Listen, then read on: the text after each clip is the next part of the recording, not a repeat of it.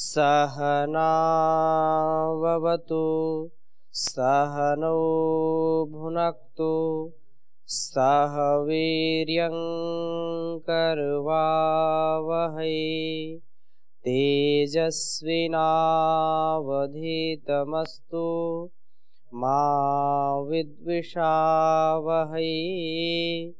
ओम शांति शांति शांति।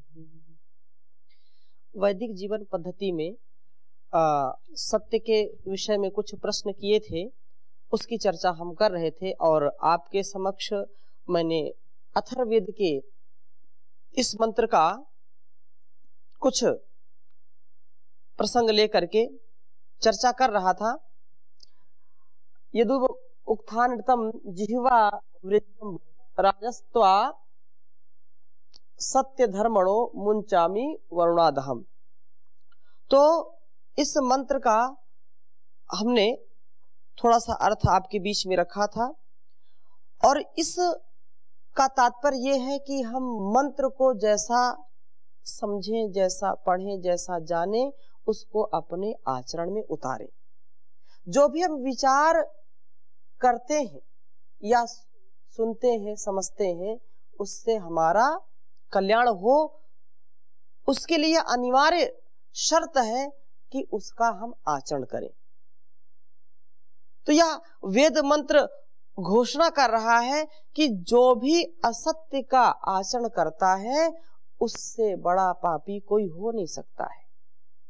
और वह असत्य बोलने वाला व्यक्ति, असत्य व्यवहार करने वाला व्यक्ति अपनी हानि केवल नहीं करता अपितु पूरे समाज की, पूरे राष्ट्र की हानि करता है, इसमें कोई संदेह नहीं है। यह मंत्र में आया जो है अथर्ववेद में कि भूल करके भी हमको अनृत भाषण नहीं करना चाहिए। सत्य हो ऋत हो, असत्य और अनृत यदि हम आचरण करते हैं तो उससे हमारा व्यवहार दूषित होता है। इस मंत्र को मैं लूं आगे, इसके पहले आपका कोई प्रश्न हो? जी ओम स्वामी जी प्रणाम जी। आपने अष्टांग योग के अंतर्गत सत्य की बहुत ही महिमा का गुणगान किया जी। हम लोगों ने उसको सुना और एक दोहा है, सांच बराबर तप नहीं जी, झूठ बराबर पाप, जाके हृदय सांच है ताके हृदय आप। अर्थात जिसके हृदय में सत्य है वहाँ परमात्मा का वास है, जहाँ परमात्मा है वहाँ सारे सुख हैं, सत्य है, समृद्धि का और मोक्ष तक का रास्ता सुगम हो जाता है हमारा। बिल्कुल जी। लेकिन आज के समय में कुछ व्यक्ति जो विशेष तौर से प्रसिद्ध हो जाते हैं, हीरो बन जाते हैं और वो किसी एक स्किल उनके अंदर डेवलप हो जाता है और हीरो बन जाते हैं, तो वो नई युवा पीढ़ी के अंदर अपनी जगह बना लेते हैं, उनके आदर्श बन जाते हैं। लेकिन अन्य तरीके से वो उनके अंदर असत्य होता है। लेकिन वो युवा पीढ़ी ये समझ नहीं पाती है कि ये एक स्किल की बदौलत अन्य बहुत सारे अनाचरण तरीके से प्रचार प्रसार करते हैं। जैसे अभी कुछ पर्सनालिटीज़ हैं, क्रिकेट में हों या हीरोज़ हैं, फिल्मों में हैं, तो ऐसे लोग हैं वो बाद में ऐसी चीज़ों का प्रचार करते हैं, वो दूषित उनके अंदर प्रदूषण घुस जाता है जी। उसकी वजह से उनका जीवन बर्बाद होता है और देश के लिए ये बहुत खतरनाक स्थिति है। तो मैं चाहता हूँ कि वैदिक जीवन की पद्धति के माध्यम से आप ऐसा उनको बताएं कि उनके आदर्श कैसे हों जीवन में, जिससे वो सत्य का आचरण अपने जीवन में धारण कर पाएं। बिल्कुल सत्य है। जो संसार का आकर्षण है, उस आकर्षण के प्रति जिसने भी इच्छा जाहिर की या जो भी उसको चाहता है, इस रोग से वो बच नहीं सकता है। ऐसे अनेक मैं लोगों को जानता हूं जिनका निजी जीवन बहुत ही दूषित है, बहुत बदतर है, परंतु कुछ ऐसी स्किल है उनके अंदर, कुछ ऐसी कुशलताएं हैं जिसके कारण वो लोक में प्रसिद्ध है, लोक में जाने माने जाते हैं, लोक में बड़ा सम्मान लोग करते हैं। तो इसमें यदि हम ऐसा सोचें कि नहीं ये तो असत्य का आचरण करता है, इसके विचार व्यवहार ठीक नहीं, फिर भी इसको इज्जत मिल रही है, इसकी जो है प्रसिद्धि हो रही है, तो वहां पर कारण और कार्य काम करता है। जिस क्षेत्र में जिसने अपने को आगे बढ़ाने का मन बना लिया है और तदनुसार वैसा उसने पुरुषार्थ किया है, जैसे किसी की वाणी की कुशलता है, वाणी का कौशल बहुत बड़ा है। कुछ पीछे एंकर केवल बोलते हैं, कभी पर्दे में नजर नहीं आते, पर्दे के पीछे केवल बोलते हैं, लेकिन उनकी जो वॉइस है, उनकी जो आवाज है, वाणी है, उसी से बहुत प्रसिद्ध है वो। और आधे घंटे 1 घंटे यदि बोलना पड़ जाए तो करोड़ों रुपए ले लेते हैं। तो उनकी जो कुशलता है, उस कुशलता के कारण वो होते हैं।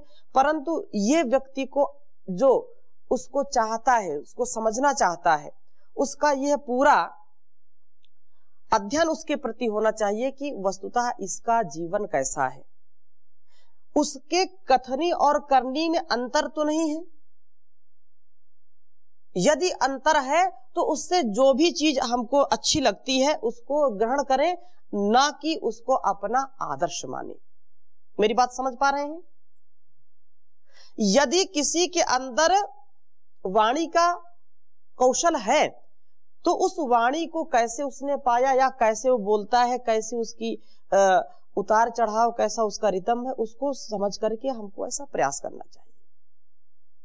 किसी का अभिनय का बहुत बड़ा कौशल है, अभिनय कैसे करता है, कैसे लोगों को आकर्षित करता है, वैसा यदि आप चाहते हैं वैसी कला को, तो उसको आप सीखें, उससे ले सकते हैं, कोई इसमें बुराई नहीं है।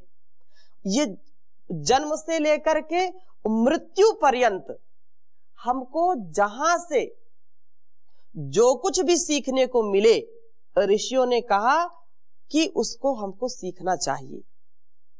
जैसे मधुमक्खी होती है, अनेक प्रकार के फूलों में जाकर के बैठती है, अनेक प्रकार के फूलों का रस वो लाती है, लेकिन कभी ऐसे फूल जो कभी उसमें जहरीला पदार्थ होता है तो भी वह उससे केवल मिठास को लेती है, उसके हानिकारक तत्वों को नहीं लेती है।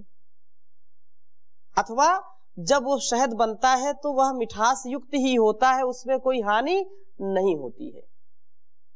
ऐसे ही हमको जो भी आपको लगता है कि यहाँ पर ऐसे लोग हैं, ऐसे जैसे आपने कहा कुछ अभिनेता होते हैं, कुछ अभिनेत्री होती हैं, कुछ नेता होते हैं, तो उनसे जो हमारे कल्याण के लिए चीज है उसको ग्रहण करें, ना कि उसको पूरे जीवन का आदर्श बना ले। गड़बड़ी कहाँ होती है? जब हम उसको सब कुछ मान बैठते हैं। ये तो केवल कुछ लोग उसका आलम्बन लेकर के वैसा बनने का प्रयास करते हैं, सब ऐसे नहीं होते।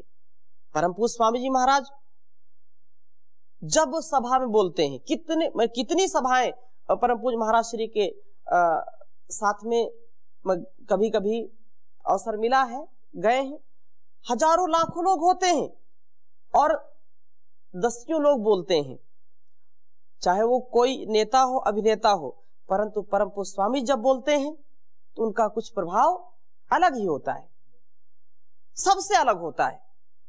तो क्यों? क्योंकि महाराज श्री के कथनी में करनी में कोई अंतर नहीं है।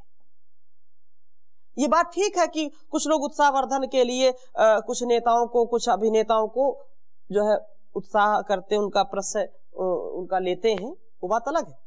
परंतु सत्यता क्या है उसको हम सदा याद रखें। और जहां आपने बात कही कि जीवन में हम ऐसा आधान हमारे अंदर हो, तो उसके लिए सतत इसका प्रयास करना चाहिए।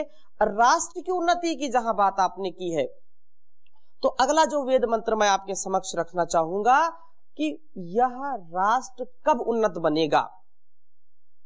जब हमारी वाणी में सदा सत्य का आचरण हो। राष्ट्र की उन्नति के लिए बहुत ही उत्तम है ये। आप इसको लिख सकते हैं, यदक्षेषु वदा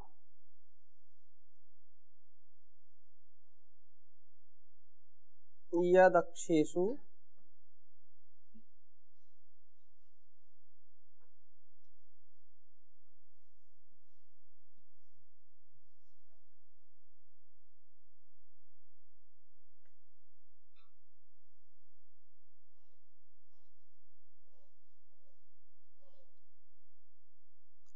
यदक्षेषु वदा यत् समित्याम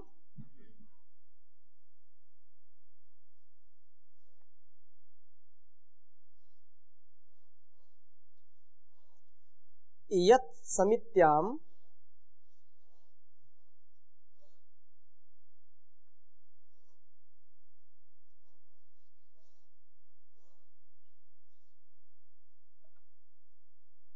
यद्वा वदा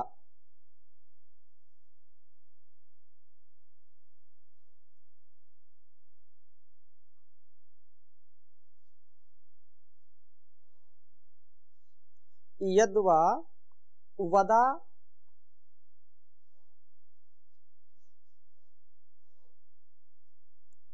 अनृतम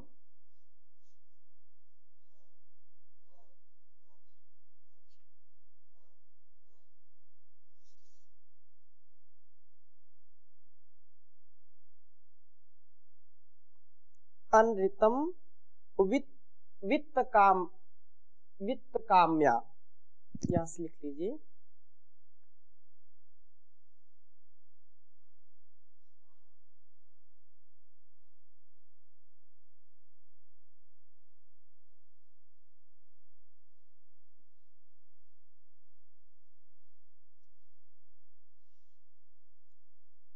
वित्त काम्या, और आगे कहा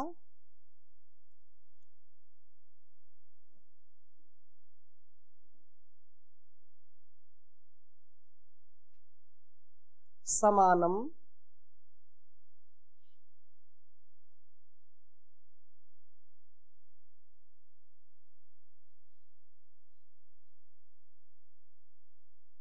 समानम तंतुमभि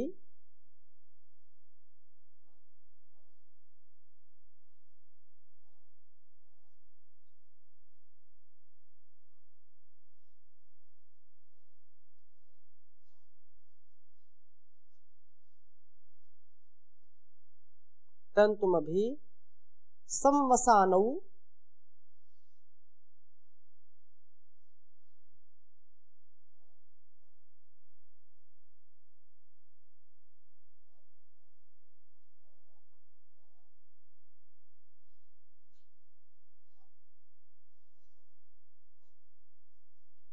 संवसानौ तस्मिन् सर्वं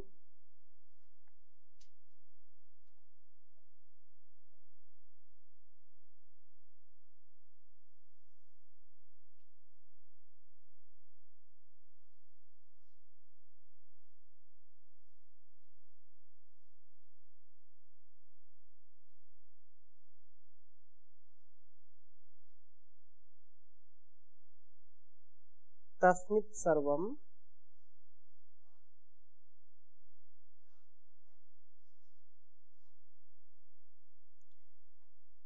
शमलं साधयाथः,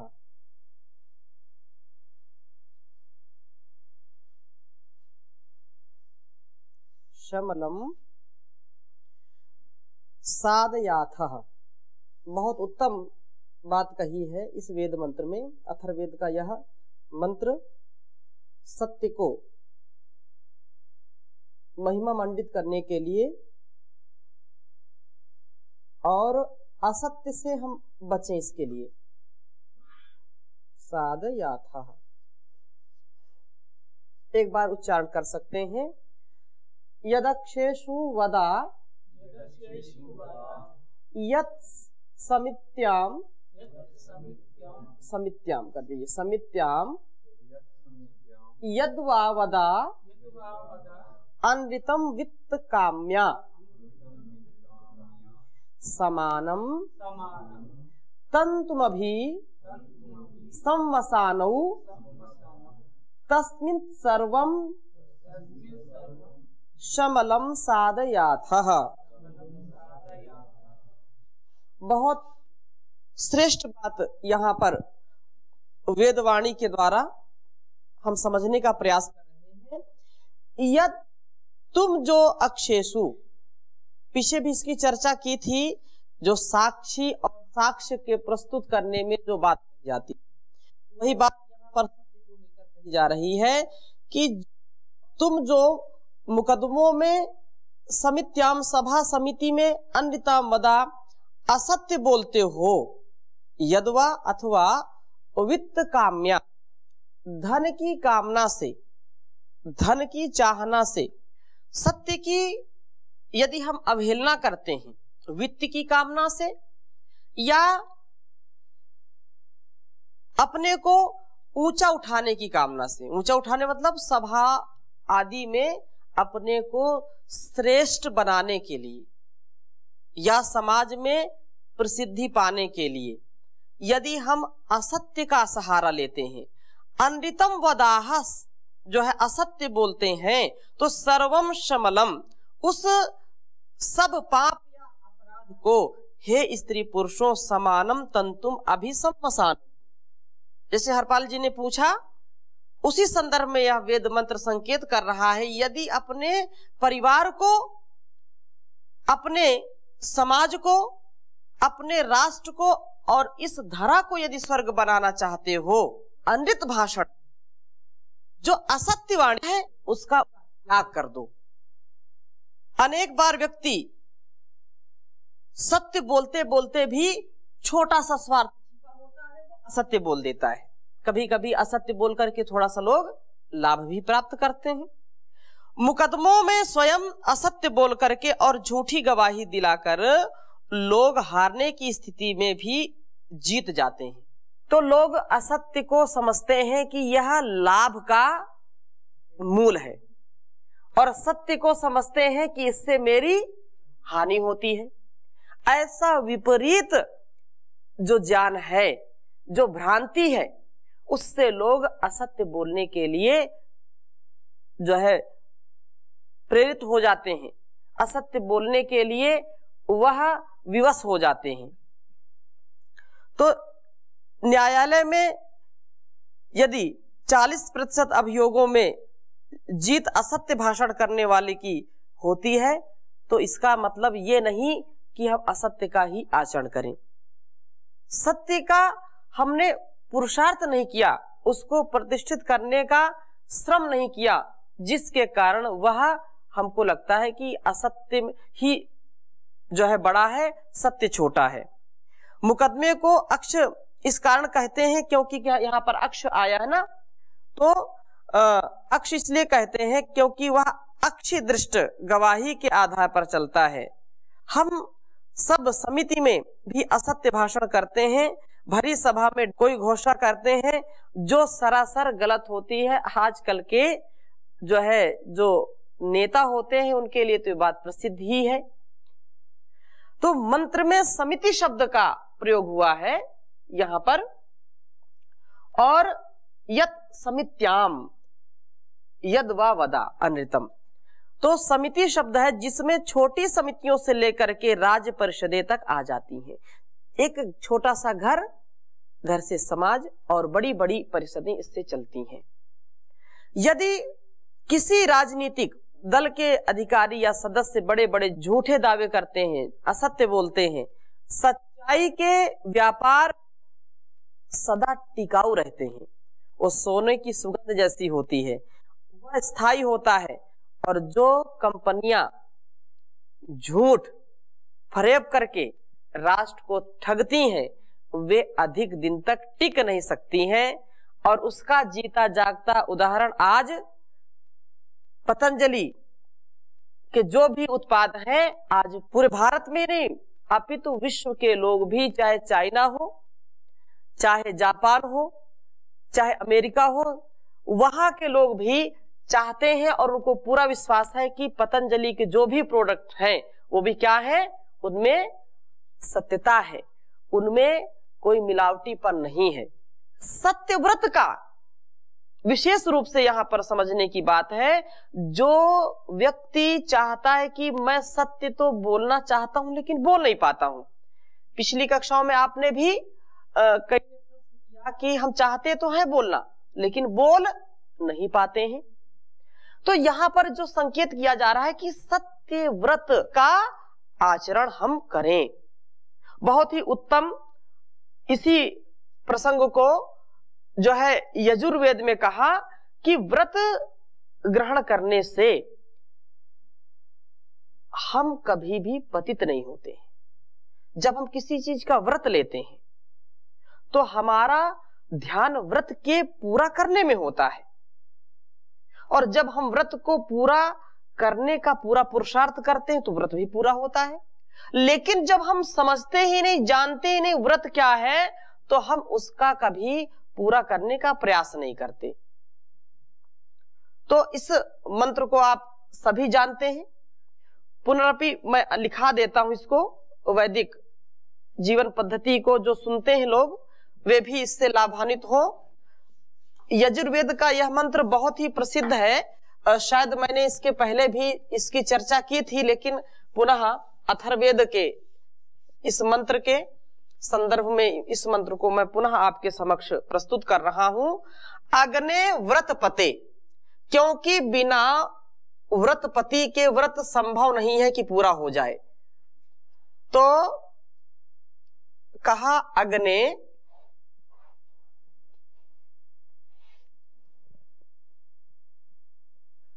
अग्ने व्रतपते,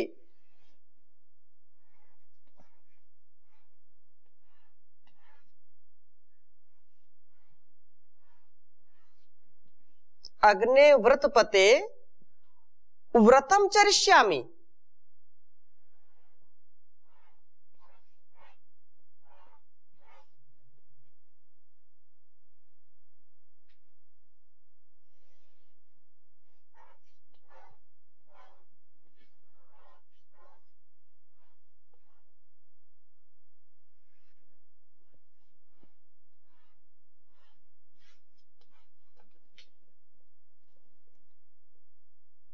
अग्ने व्रतपते व्रतम चरिष्यामि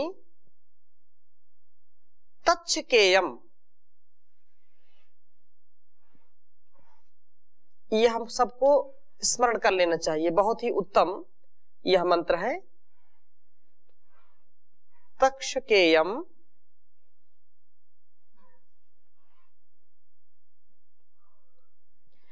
तन्मे राध्यताम।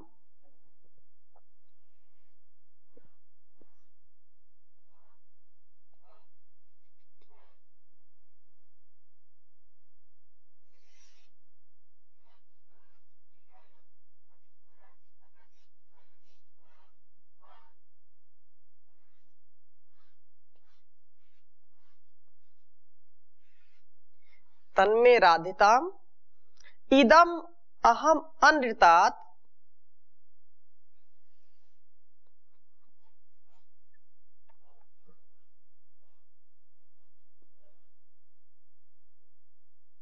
इदम अहम अनृतात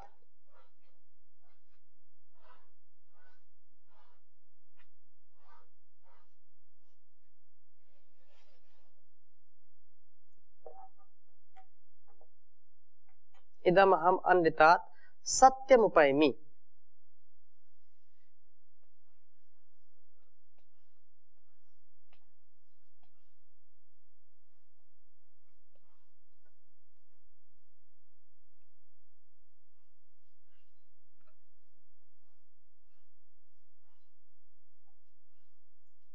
एक बार उच्चारण करेंगे।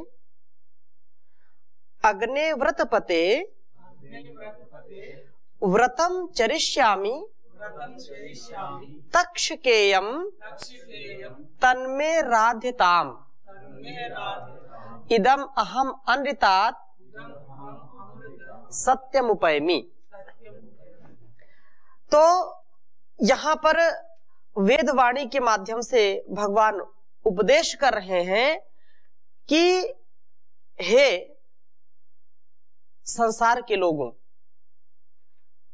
हमारे लिए संकेत है और हम उस ईश्वर से प्रार्थना कर रहे हैं, क्योंकि यहां पर आया अग्नि व्रत पते, व्रत का पति अर्थात व्रत का स्वामी, जो व्रतों को पूरा करने वाला परमेश्वर है। वेदों का यह उद्घोष हम सबको प्रेरित कर रहा है कि वह जो व्रतपति है, जो परमात्मा है, वह सभी के व्रतों का जो है पूरा करने वाला होता है।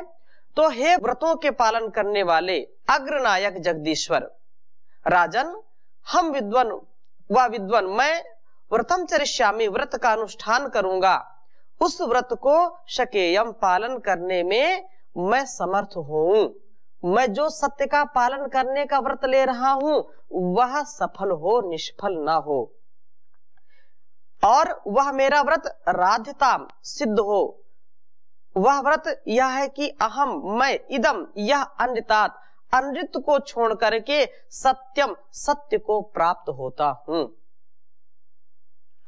हे सर्व अग्रणी विश्वनायक जगदीश्वर, आप सबसे बड़े व्रतपति हैं। आपने उत्पत्ति, स्थिति, प्रलय, न्याय, निष्पक्षता, परोपकार, सत्यनिष्ठा आदि अनेक व्रतों को स्वेच्छा से ग्रहण किया हुआ है, जिनका आप सदैव पालन करते हैं।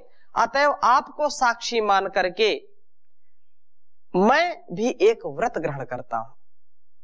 विशेष ध्यान दीजिए, एक व्रत ग्रहण करता हूं और वह मेरा व्रत यह है कि आज से मैं अनृत को त्याग करके, अनृत को छोड़ करके सत्य को अपनाऊंगा, सदा सत्य का आचरण करूंगा।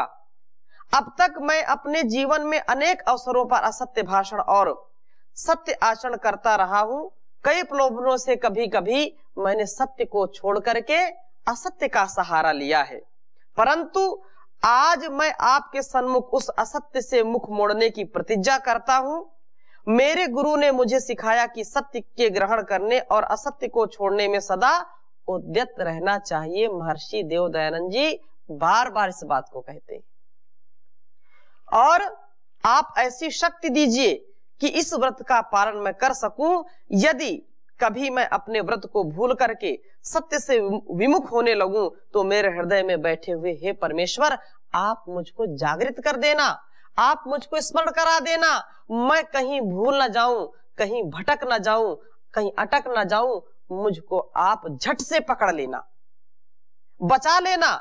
ऐसी कृपा कीजिए परमेश्वर कि मैं अपने जीवन के अंत तक इस व्रत का पालन करता रहूं और इस व्रत के पालन से मिलने वाले सुमधुर फलों के आस्वादन से कृत्य कृत्य होता रहूं, अपने को धन्य बना लूं।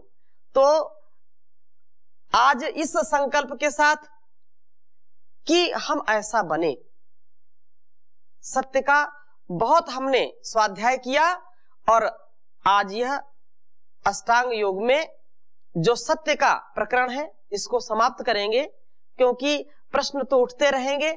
जितना हमने सुना समझा उसको ग्रहण करें, हमारे जीवन का कल्याण होगा। इस संकल्प को हम सभी, इस व्रत को हम सभी धारण करें। इन शुभ कामनाओं के साथ आज की कक्षा को यहीं विराम देते हैं। ओम शांति शांति शांति।